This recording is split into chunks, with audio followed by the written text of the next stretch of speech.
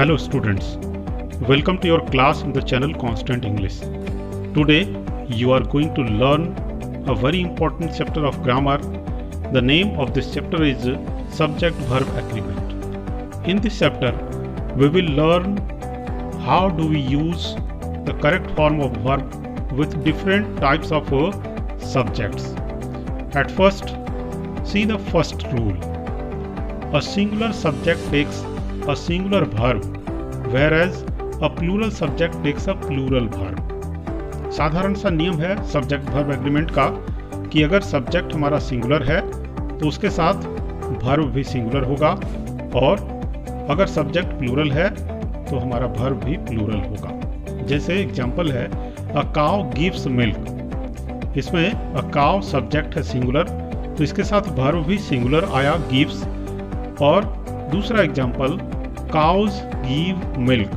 Cause plural subject है तो उसके साथ वर्ब भी लगा गिव जो प्लूरल है। तो हम लोग देख लें कि कौन कौन सा सब्जेक्ट सिंगुलर है, कौन कौन सा सब्जेक्ट प्लूरल है, उसके अनुसार हम वर्ब लगाएंगे।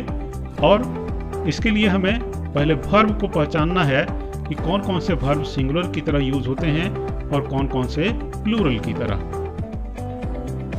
सिंगुलर वर्ब्स हैं इज, वाज, हैज, डज और वर्ब 5, वर्ब का 5th फॉर्म, यानी कि वर्ब 1 बेस फॉर्म में एस ई एस लगाकर जो बनाते हैं वह सिंगुलर वर्ब की तरह यूज होता है। जबकि प्लूरल वर्ब्स हैं are, were, have, do and verb 1।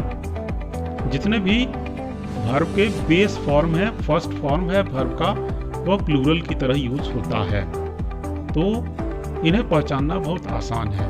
बाकी के जो दूसरे वर्ब हैं, जैसे वर्ब का 2nd form, 3rd form, 4th form, ये सब सिंगुलर प्लूरल दोनों में यूज होते हैं, इसलिए उन्हें हम सिंगुलर या प्लूरल अलग अलग कैटेगरी में नहीं रख सकते हैं। तो इतने ही वर्ब को हमें पहचानना है सब्जेक्ट वर्ब एग्रीमेंट पढ़ने के लिए, कौन कौन से वर्ब सिंगुलर, कौन कौन से प्लूरल।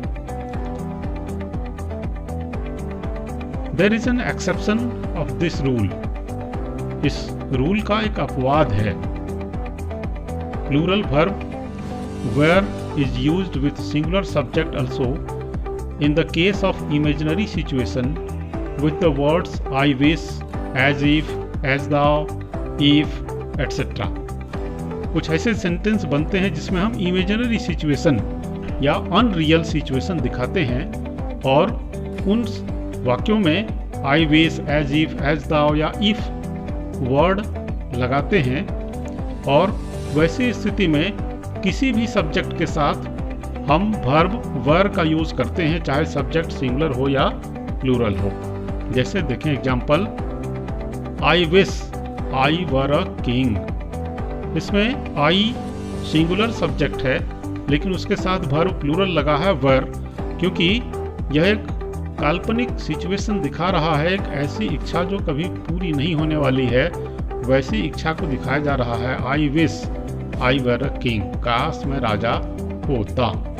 मैं राजा नहीं बन सकता हूँ, इसलिए यहाँ पर आई के साथ वर का प्रयोग किया गया। दूसरा एग्जाम्पल देखें, he laughed as if he were mad. वह हंसा जैसे कि वह पागल हो, वह पागल है नहीं, इसलिए ही के साथ वर का प्रयोग हुआ, क्योंकि यह अनरियल सिचुएशन है, वह रियल में पागल नहीं है।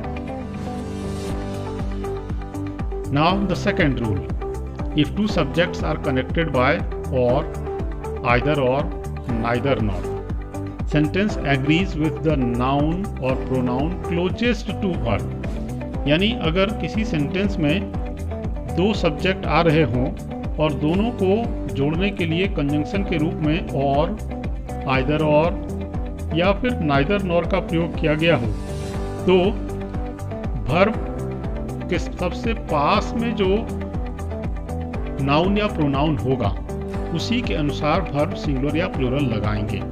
जैसे एग्जांपल देखें, neither you nor he is ready. इसमें नाइदर नॉर कंजंक्शन यूज हुआ है यू और ही को जोड़ने के लिए। तो वर्ब के पास वाला हमारा प्रोनाउन है ही, इसलिए उसमें सिंगुलर वर्ब इज का प्रयोग हुआ। दूसरा एग्जाम्पल देखें, neither he nor I am ready. इसमें नाइदर नॉर कंजंक्शन यूज हुआ और वर्ब के पास वाला प्रोनाउन इसमें आई है, इसलिए एम लगाया गया इसमें। तीसरा एग्जाम्पल है, देखो, इज राम और हिज ब्रदर्स गिल्टी। इसमें और कंजंक्शन प्रयोग किया गया है राम और हिज ब्रदर्स को जोड़ने के लिए। तो वर्ब के पास वाला नाउन हमारा है राम, जहां हमारा ब्लैंक है वहां पर राम आया है उसके नजदीक में, इसलिए राम के अनुसार इज का प्रयोग हुआ, हिज ब्रदर्स के अनुसार आर नहीं लगेगा। Now the third rule, we use a plural verb if two और more subjects are connected by and. हम लोग अगर दो या दो से अधिक सब्जेक्ट एंड से जुड़ा हुआ रहे तो प्लूरल वर्ब का यूज करते हैं। जैसे एग्जांपल देखें, a car and a bike are coming. यहाँ पर अ कार सिंगुलर है, अ बाइक भी सिंगुलर है, लेकिन दोनों को एंड से जोड़ा गया तो वर्ब लगा इसमें आर, प्लूरल वर्ब लगा।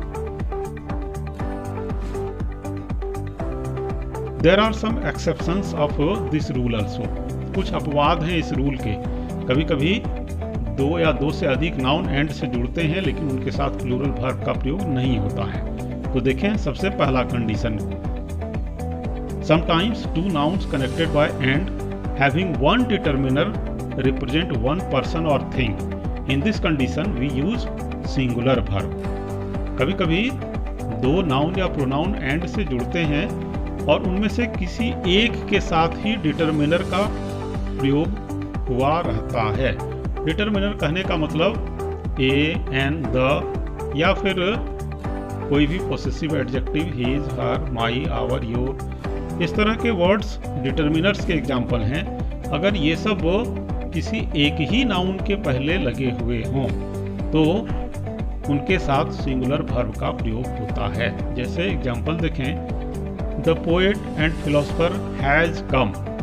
यहाँ पर पोएट और फिलोसफर दो नाउन एंड से जुड़े हुए हैं, लेकिन डिटरमिनर द का प्रयोग केवल पोएट के साथ ही हुआ है, इसलिए वर्ब लगा इसमें सिंगुलर यानी हैज। ऐसा इसलिए कि यहाँ पर पोएट और फिलोसफर दोनों अलग अलग व्यक्ति नहीं हैं, बल्कि एक ही व्यक्ति है जो पोएट भी है और फिलोसफर भी है, इसलिए वर्ब भी सिंगुलर लगा हैज।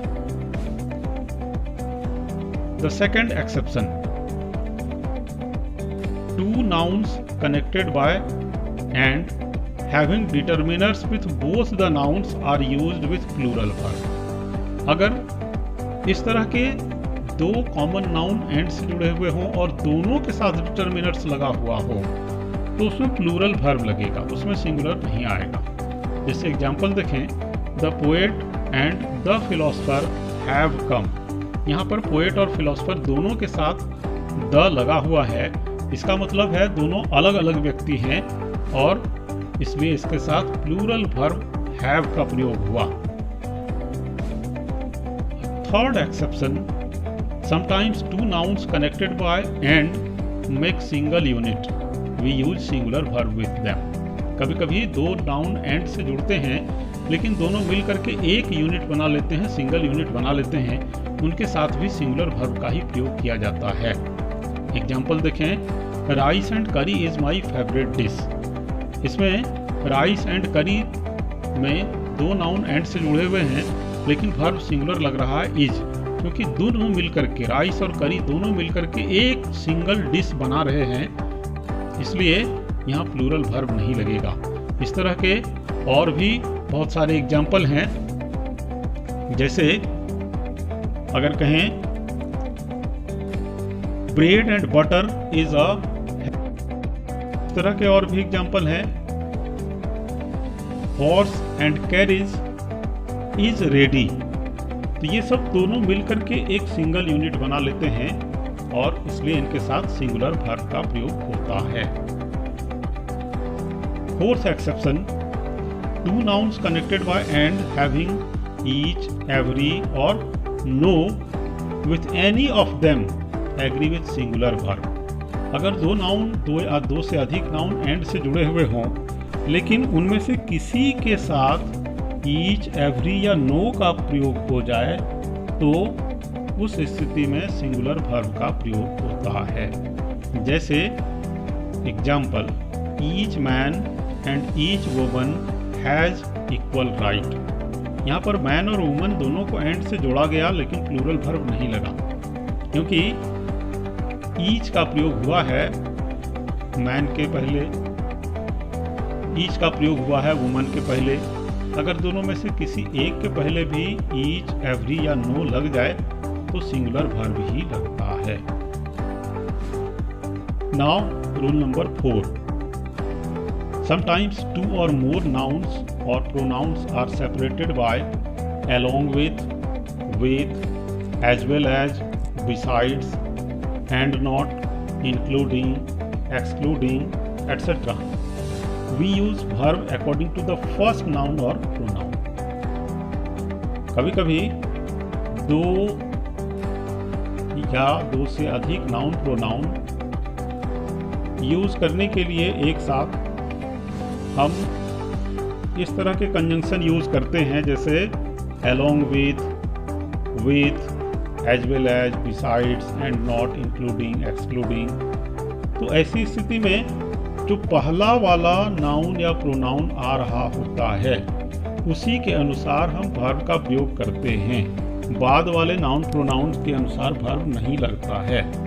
जैसे एग्जाम्पल देखें, ही as well as his sons is ill। यहाँ पर he पहला प्रोनाउन है, as well as से जोड़ा गया his sons को, लेकिन वर्ब लगा he के अनुसार। he सिंगुलर है इसलिए is, his sons प्लूरल है उसके अनुसार r नहीं लगेगा।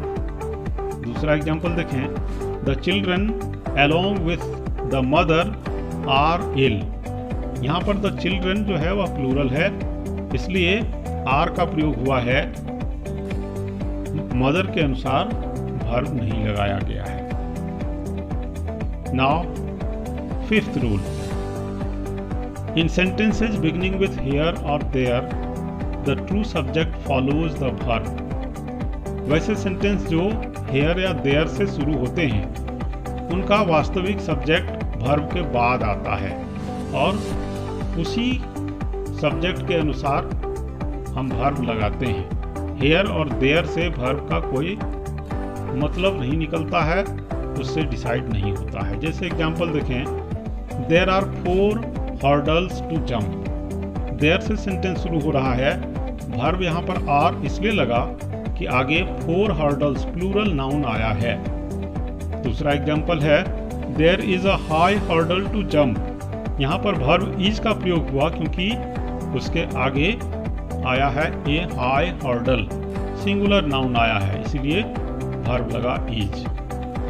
हेयर से बना हुआ एक एग्जांपल है, हेयर आर द कीज। यहाँ पर आर का प्रयोग इसलिए हुआ कि आगे द कीज प्लूरल नाउन आया है। Now rule 6, we use a singular verb if the subject is a certain distance, certain quantity, certain period of time or certain amount of money or weight।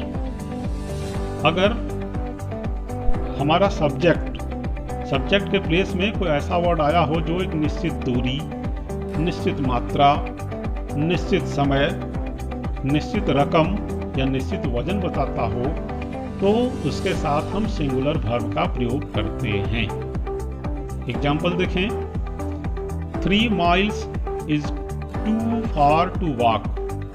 यहाँ पर subject के place में आया 3 miles, एक certain distance है। 3 mile मतलब एक निश्चित दूरी, माइल दूरी नापने का एक यूनिट है। तो भले यहाँ 3 माइल्स प्लूरल लिखा हुआ हो, लेकिन वर्ब लगा सिंगुलर, क्योंकि निश्चित दूरी, निश्चित वजन, निश्चित मात्रा, ये सब के साथ हम सिंगुलर वर्ब लगाते हैं। 3 miles is too far to walk, is लगा वर्ब इसमें। दूसरा एग्जाम्पल देखें, 5 years is a long time. एक निश्चित समय है 5 years, इसीलिए सिंगुलर वर्ब लगा इज। 5 years मतलब 5 अलग अलग साल नहीं, बल्कि एक साथ 5 साल का एक टाइम पीरियड। तो इस तरह से निश्चित टाइम का पीरियड हो तो उसके साथ सिंगुलर वर्ब लगाते हैं। $10 is a high price to pay. यहाँ पर $10 लिखा हुआ है, डॉलर्स प्लूरल में, लेकिन वर्ब लगा सिंगुलर, क्योंकि $10 एक निश्चित अमाउंट है। यहाँ हम $10 की जगह पर रुपीस में भी लिख सकते हैं इसको। Now rule number 7, if the structure of subject is determiner of indefinite number और quantity plus of plus noun, we use verb according to the number of the noun. अगर किसी सेंटेंस में सब्जेक्ट की बनावट इस तरह हो जिसमें डिटर्मिनर ऑफ इंडेफिनिट नंबर या क्वांटिटी बताने वाला वर्ड आए, जैसे मच, मैनी, लिटिल, फ्यू, ये सब के बारे में अभी डिटेल में बताते हैं। पहले स्ट्रक्चर हम लोग समझें कि अगर ये सब डिटर्मिनर्स आता है, पहले जो नंबर या क्वांटिटी बताता है, इसके बाद ऑफ लगता हो और उसके आगे प्रोनाउन लगता है या नाउन लगता है, तो वैसी स्थिति में ऑफ के बाद आने वाले नाउन के अनुसार ही वर्ब का प्रयोग करते हैं। जैसे एग्जाम्पल देखें, all of the pie is gone. यहाँ पर ऑल इंडेफिनिट नंबर या क्वांटिटी बताने वाला डिटर्मिनर है, इसके बाद ऑफ लगा, फिर नाउन आया द पाई, तो हम द पाई के अनुसार वर्ब लगाए इज। द पाई सिंगुलर है तो वर्ब लगा is. All the pies are gone, यहाँ पर ऑल ऑफ द पाइज में पाइज प्लूरल है, इसलिए वर्ब लगा आर। ऑल ऑफ द से कोई मतलब नहीं है। उसी तरह से दूसरा एग्जाम्पल है, some of the pie is missing. वहाँ एक ही पाई का कुछ पार्ट मिसिंग है, इसलिए पाई वहाँ सिंगुलर यूज हुआ और वर्ब लगा सिंगुलर इज। जबकि आगे एग्जाम्पल है, some of the pies are missing, कि अगर पाई की जगह पर पाइज करते हैं प्लूरल तो वर्ब भी प्लूरल लगेगा। यहाँ आर लगा हुआ है, देख सकते हैं हम लोग। यानी कि ऑल, सम, फ्यू, लिटिल, ये सब से वर्ब डिसाइड नहीं होगा, बल्कि वर्ब के बाद आने वाले नाउन प्रोनाउन को देखकर वर्ब निश्चित करेंगे।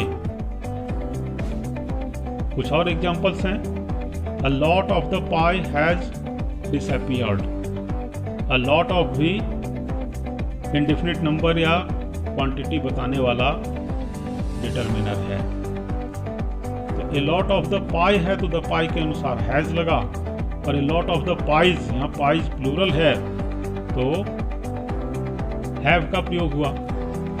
1/3 of the city is unemployed, इसमें 1/3 ऑफ ये इंडेफिनिट नंबर बताने वाला डिटर्मिनर है, तो उसके आगे द सिटी आया है, उसको देखकर हमने वर्ब का प्रयोग किया सिंगुलर। द सिटी सिंगुलर है, इसलिए वर्ब लगा is.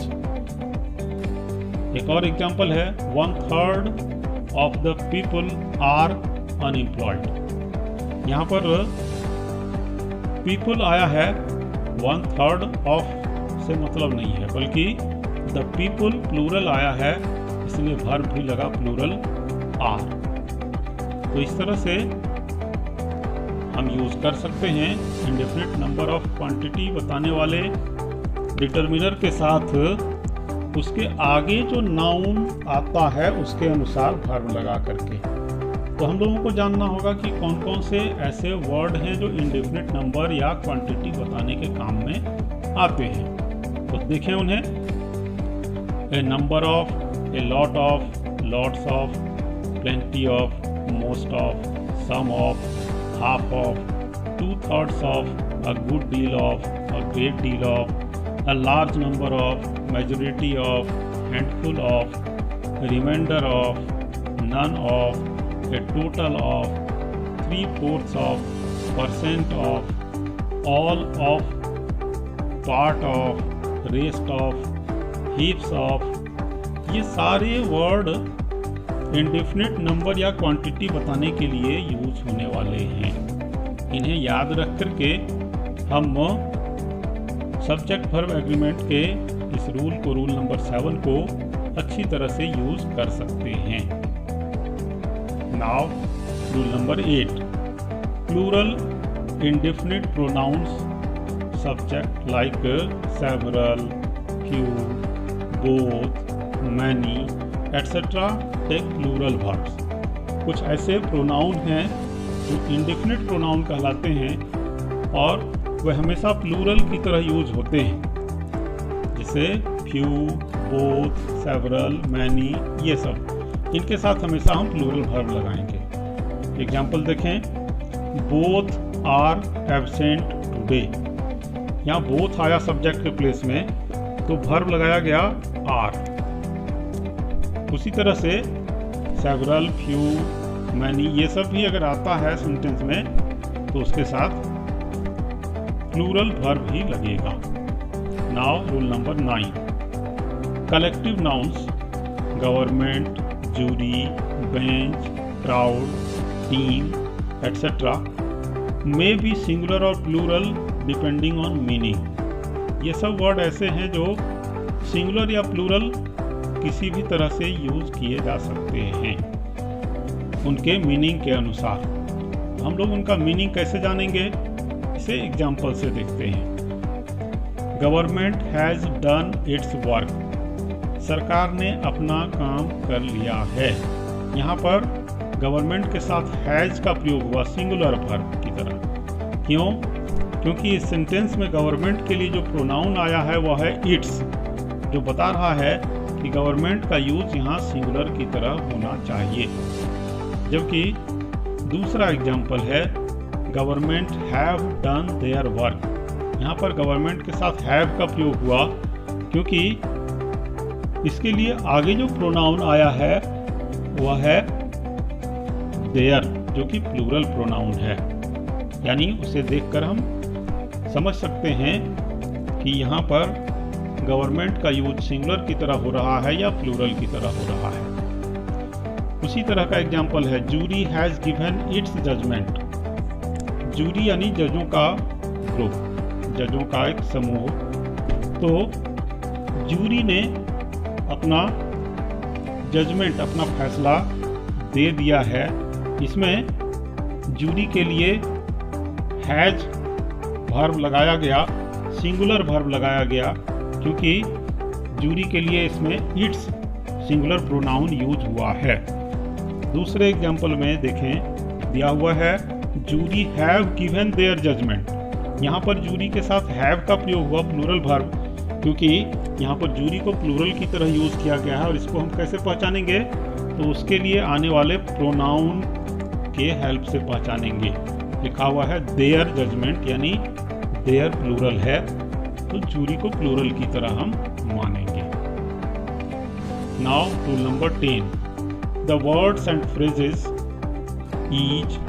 Each one, either, neither, everyone, everybody, anyone, anybody, nobody, somebody, someone and no one are singular and require a singular verb. ये सब जो प्रोनाउन दिख रहे हैं, ये अगर सेंटेंस में सब्जेक्ट की तरह आते हैं तो इनके साथ हम हमेशा सिंगुलर वर्ब का प्रयोग करेंगे, चाहे वह ईच हो या ईच वन हो, आइदर हो या नाइदर हो। ये सब जो भी वर्ड आएंगे सब्जेक्ट की तरह तो उनके साथ सिंगुलर वर्ब लगेगा।